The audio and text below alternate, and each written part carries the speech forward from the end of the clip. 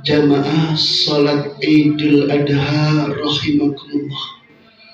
Puja puji syukur kita kehadirat Allah Subhanahu wa taala yang telah menentukan dalam kalamnya yang suci, dalam hadis nabinya yang suci, bahwa seluruh bumi Allah adalah masjidnya Allah, tempat bersujudnya hamba-hamba Allah kepadanya.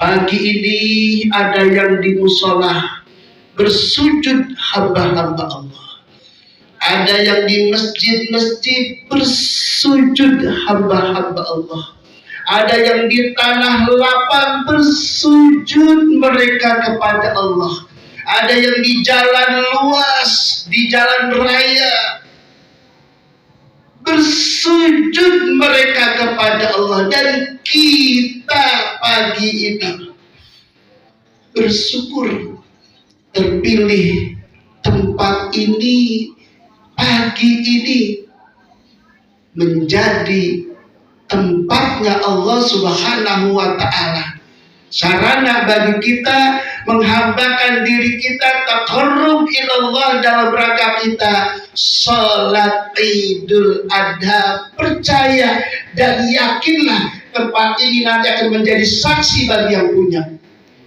bahwa saya, kata bumi ini, kata tempat ini, pernah dijadikan oleh hamba-hambamu ya Allah yang mendekatkan diri baik secara ikhlas tau'an au karhan, secara ikhlas maupun terpaksa mereka datang ke sini. Kami telah menjadi bagian daripada yang disucikan di bumi ya Allah oleh hamba-hamba. Semua ini adalah ketentuan Allah. Nah, kalau setahun 2 kali minimal di sini diizinkan, Masya Allah, sehari-harinya bisa menghasilkan duit. Setahun 2 kali Idul Adha, Idul Adha, Idul Fitri diizinkan kita untuk sholat di sini, Masya Allah. Buminya Allah akan menjadi saksi bagi yang punya, menjadi saksi bagi kita semua bahwa kita pernah menghambakan diri kita, bersujud merendahkan anggota tubuh kita yang begitu mulia, wajah kita menempel di buminya Allah. Kata Allah bersaksi, la zulzilatil ardu zilzalaha wa akhrajatil ardu asqalaha wa qalal insanu ma laha yawma idzin tuhaddisu akhbaraha. Nanti bumi tempat ini yang kita duduk, yang kita taqarrub, yang kita bersujud di sini, mengabarkan kepada Tuhannya, ya Allah, kami pernah dipakai. Beruntung. Allahu Akbar, Allahu Akbar, Allahu Akbar, walillahil hamd. Salam salam tersanjung bagi Nabi Agung Muhammad sallallahu alaihi wasallam. Di pagi yang cerah ini kita duduk bersimpuh di sini, berbondong-bondonglah dalam rangka kita mengikuti risalah Nabi yang Agung Muhammad sallallahu alaihi wasallam, dalam rangka bergembira di pagi ini, karena pagi ini adalah pagi hadza surur, hari bergembira, sebab nilai-nilai daripada Idul Adha sendiri begitu luar biasa. Nilai perjuangannya, nilai pengorbanannya di sisi Allah Subhanahu wa taala begitu luar biasa. Bagaimana tidak seorang hamba yang berpuluh-puluh tahun tidak punya anak, dengan entengnya mengatakan, jangankan hartaku yang banyak, ternakku yang banyak. Seandainya aku diberikan anak oleh Tuhanku dan Tuhanku memerintahkan untuk menyembelihnya, maka akan aku sembelih anakku itu demi pengabdianku kepada Tuhan. Siapa dia? Dialah Ibrahim alaihissalam. Dikisahkan di dalam Al-Quran begitu indahnya. Anak yang dinanti-nantikan puluh-puluh tahun, ketika sedang enak-enaknya diajak ke sana, dengan lincahnya anak itu ngikutin, diajak ke sana dengan gembiranya anak itu ngikutin. Kurang lebih wasa'iyah, saya itu diperkirakan antara 12 tahun 13 tahun, sedang enak-enaknya anak itu diajak ke sana kemari dengan penuh kegembiraan. Diperintahkan oleh Allah untuk disembelih. Falamma balagha ma'hu sa'iyya qala ya bunayya inni ara fil manami anni asbahuka fanzur maza tara ya abati al-ma tu'mar satajiduni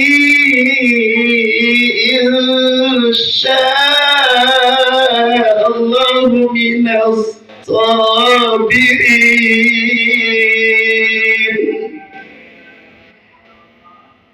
Diceritakan oleh Allah ketika Ismail sedang indahnya, sedang enaknya dipandang oleh orang tuanya yang mengangankan anak lahir ke dunia, diperintahkan oleh Allah untuk disembelih. Maka Ibrahim Khalilullah mengajak bicara anak kecil, wahai anakku Ismail, ayahmu bermimpi diperintahkan oleh Tuhanku untuk menyembelih kamu anakku. Bagaimana pendapatmu anakku? Ya abatif al ma tu'mar satajiduni insyaallah nasabirin. Wahai ayahku, jika Tuhanmu memerintahkan itu, lakukan ayahku.